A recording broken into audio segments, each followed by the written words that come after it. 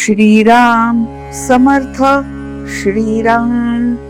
दशक पहिला स्तवनाचा. समास तिसरा शारदा स्तवन. Dashak 1 Prayers. Chapter 3 Praise to Goddess Sharada. Shri Ram. आता वंदीन वेदमाता श्री शारदा ब्रह्मसुता शब्दमूळ वाग्देवता माहम माया. Now I bow to the mother of Vedas, who is Sharada, the daughter of Brahma, the creator of the world, and who is presiding goddess of speech, the great mother of the universe. जे उठती शब्दांकुर वदे वैखरी अपार जे शब्दाचे अभ्यांतर उकलून दावी. She creates the sprouts of all words. She speaks articulate language which has no limit, and she reveals the hidden meaning of the word. जे योगियांची समाधी जे धारिष्टांची कृतबुद्धी जे विद्या अविद्या उपाधी तोडून टाकी. She is the trance state of yogis, the decisive intellect of the courageous. She cuts away the bondage of ignorance as well as the bondage of knowledge. जे महापुरुषाची भार्या अतिसलग्न अवस्था तुर्या जये करिता महत्कार्या प्रवर्तले साधू. She is the spouse of the universal male. She is that fourth state of consciousness, to attain which the sages undertake greatest tasks. जे महतांची शांती जे ईश्वराची निजशक्ती जे ज्ञानियांची विरक्ती नैराश शोभा. She is the peace of the priests. She is the inherent energy of Almighty God and the desirelessness of the wise, which glorifies the state of non-desire. जे अनंत ब्रह्मांडे घडी लीळा विनोदेची मोडी आपण आदिपुरुषी दडी मारून राहे. She creates limitless universe, destroys them playfully, and then remains hidden in the one existence of the original male principle. जे प्रत्यक्ष पाहता आडळे विचार घेता तरी नाडळे जयेचा पार न कळे ब्रह्मादिकांसी. She is visible by her actions, but cannot be touched by thought. Her greatness cannot be known by Brahma and any other gods. जे सर्व नाटक अंतर्कळा जाणीव स्फूर्ती निर्मळा जयेचे निस्वानंद सोहळा ज्ञानशक्ती. She is the essential art in the drama. She is the pure consciousness and inspiration. By her grace, there is capacity to know, and she is the enjoyment of inner bliss.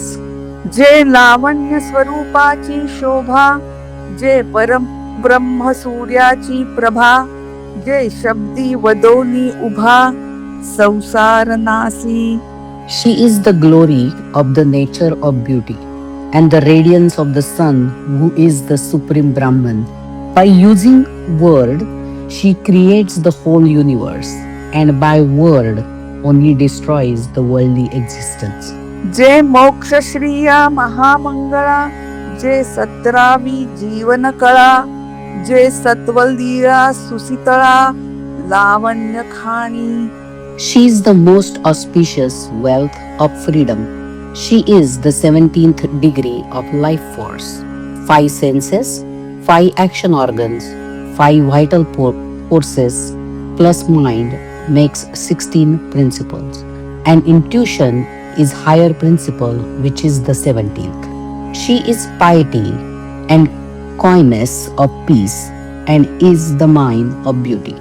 जे अव्यक्त पुरुषाची व्यक्ती विस्तारे वाढिली इच्छाशक्ती जे कळिकाळाची नियंती सद्गुरु कृपा.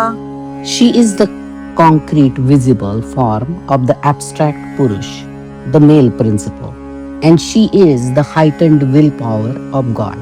She is the governess of time who consumes it all, and she is also the blessings of gurus. जे परमार्थ मार्गीचा विचार निवडून दावी सारासार भवसिंधूचा पैल पार पाववी शब्द बळे. She is the thought of the seeker of spiritual life and discriminates between the essential and the unessential.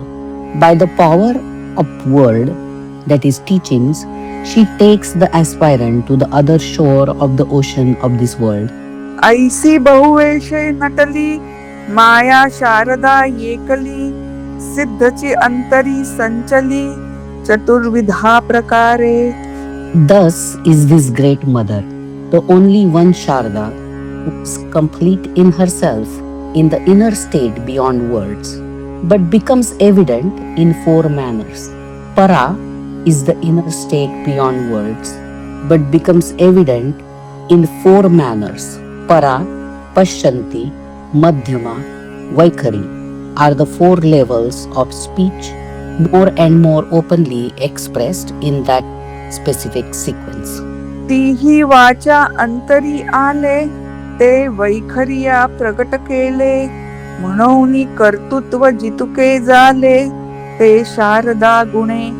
That which comes into being in the consciousness, in the three levels of speech, becomes articulate by the spoken word of Vaikhari. And therefore, whatever is achieved and created is by the power of Sharda only. जे ब्रह्मादिकांची जननी हरिहर जये पासुनी सृष्टी रचना लोकतिनी विस्तार जयेचा. She is the mother of the three gods, that is Brahma, Hari, and Hara. And the three worlds of the nature are the expressions of herself. जे परमार्थाचे मूळ नांतरी सद्विद्याची केवळ निवांत निर्मळ निश्चळ स्वरूप स्थिती. She is the root, the beginning of spiritual life, or we can say she is the divine wisdom itself. She is the pure, silent, and motionless state of reality. जे योगियांचे ध्यानी जे साधकांचे चिंतनी जे सिद्धांचे अंतःकरणी समाधी रूपे.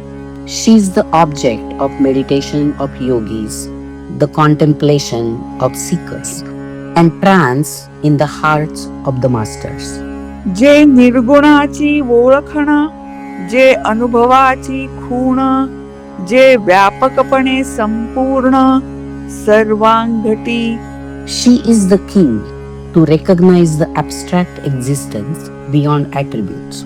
She is the identification of experience, and she is all pervasive in all material forms. शास्त्रे पुराणे वेदश्रुती अखंड जयेचे स्तवन करीती नाना रूपी जयेसी स्तवती प्राणिमात्र. She is the goddess who is continuously praised by the scriptures, sciences, the mythological books, Vedas, and she is the object of devotion in various forms for all creatures. जे वेदशास्त्रांची महिमा जे निरोपमाची उपमा जये करिता परमात्मा ऐसे बोलिजे. She is the greatness of Vedas and philosophies. She is the means of comparing the greatness of the incomparable, and the name Paramatman is uttered because of her power. नाना विद्या कळा सिद्धी नाना निश्चयाची बुद्धी जे सूक्ष्म वस्तूची शुद्धी ज्ञेप्ती मात्र. She is the many sciences, arts, and occult powers. She is the definite intellect. She is the purity of the infinitesimal beings and the pure consciousness. जे हरिभक्तांची निजभक्ती अंतर्निष्ठांची अंतरस्थिती जे जीवनमुक्तांची मुक्ती सायोज्यता ते. She is the devotion of the devotees of Hari. She is the inner state of the introspective sages, and she is the freedom of the now liberated as well as the highest freedom. जे अनंत माया वैष्णवी न कळे नाटक लाघवी जे थोरा थोरासी गोवी जाणपणे She is the measureless, limitless power of God Vishnu, and her dramatic play cannot be understood. She binds many great thinkers in the pride of their knowledge. जे जे दृष्टीने देखिले जे जे शब्दे ओळखिले जे जे मनास भासले ती तुके रूप जयेचे Whatever is seen by eyes, whatever is identified by word, whatever is perceived by mind, everything is her manifest existence. स्तवन भजन भक्ती भाव माये वाचून नाही ठाव या वचनाचा अभिप्राव अनुभवी जाणती There is no meaning to any praise or devotional song or faith without the power of Mother Maya. Only those who are experienced will know the meaning of this statement.